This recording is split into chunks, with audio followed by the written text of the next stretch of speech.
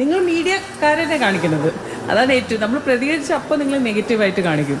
അപ്പോൾ നമ്മൾ പ്രതികരിച്ചില്ലെങ്കിൽ because basically നമ്മുടെ ക്യാരക്ടർ അസാസിനേഷൻ ചെയ്തുകൊണ്ടാണ് ഈ പെണ്ണുങ്ങൾ മുന്നോട്ട് വരാത്തത്. പിന്നെ ഫാമിലി സപ്പോർട്ട് ഇല്ലാത്തതിൻ്റെയും പിന്നെ നമ്മളെ ഇൻഡസ്ട്രിയിൽ നിന്ന് പുറത്ത് നമ്മളെന്ന് പറഞ്ഞാൽ ഞാൻ പെണ്ണുങ്ങളെയും ആണുങ്ങളായിട്ട് പറയാണ്.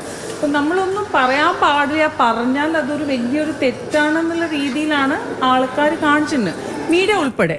അതുകൊണ്ട് നമ്മുടെ ഇൻഡസ്ട്രി അല്ല ഏത് മേഖലയിലും ഇത് നടക്കുന്ന ഒരു കാര്യമാണ്. സോ അതാണ് ഇത് ഒരു പ്രോബ്ലം ആയിട്ട് വരുന്നത്. റിപ്പോർട്ടിൽ പല കാര്യങ്ങൾ പറഞ്ഞിട്ടുണ്ട്, പ്രത്യേകിച്ച് സ്ത്രീകളെ ചൂഷണം ചെയ്യുന്ന നടക്കുള്ള കാര്യം. പക്ഷേ ഈ റിപ്പോർട്ടിൽ നടപടിയൊന്നും ഉണ്ടായില്ല. പഠിക്കുന്നു, വിവരമായി വെക്കുന്നു, അതിനപ്പുറത്തേക്ക് നടപടി വേണ്ടേ? ഇതൊരു ജസ്റ്റ് ബേബി സ്റ്റെപ്പ് ആണെന്നാണ് എനിക്ക് തോന്നുന്നത്. അതാണ് ഞാനിപ്പോൾ ഇതുവരെയും അറിഞ്ഞത്.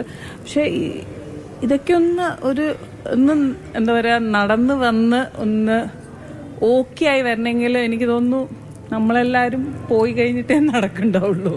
ഇതിപ്പോൾ ഈ വർഷങ്ങളായിട്ട് ചലച്ചിത്ര മേഖല, സിനിമ മേഖലയിലുള്ള ഒരാളെന്ന നിലയിൽ സ്ത്രീകളുടെ അടക്കം യുവതികളുടെ നടിമാരുടെ വാതിലിൽ വന്ന് മുട്ടിയ അനുഭവം ഉണ്ടായിട്ടുണ്ടെന്ന് പല ആളുകളും ഹേമ കമ്മിറ്റി റിപ്പോർട്ടിന് മുമ്പാകെ മൊഴി കൊടുത്തിട്ടുണ്ട്. അപ്പോൾ അങ്ങനെ ഒരു അനുഭവം ആരെങ്കിലും വന്ന് പറഞ്ഞിട്ടുണ്ടോ? അല്ല, എൻ്റെ അടുത്ത് ആരും ഒന്നും പറഞ്ഞില്ല. എനിക്ക് തോന്നുന്നു എൻ്റെ അടുത്ത് പറയാത്തത് ഇപ്പോഴല്ലേ ഈ ആൾക്കാരെല്ലാം, ഇപ്പോഴത്തെ തലമുറയല്ലേ കുറച്ചുകൂടി ഫൈറ്ററായിട്ട് വന്നിട്ടുണ്ട്.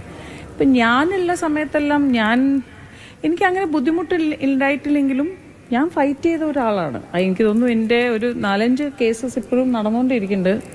അപ്പോൾ ഓട്ടോമാറ്റിക്കലി എന്താ പറയുക, പക്ഷെ എനിക്ക് മോശമായ ഒരു അനുഭവം ഈ ഇൻഡസ്ട്രിയിൽ ഉണ്ടായിട്ടുണ്ടോ എന്ന് ചോദിച്ചാൽ നോട്ട് അറ്റ് ഓൾ.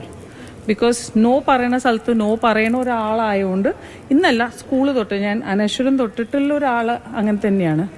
സോ എൻ്റെ നിലപാട് എപ്പോഴും ഭയങ്കര സ്ട്രോങ് ആയിട്ട് തന്നെ ഉണ്ടായിരുന്നു.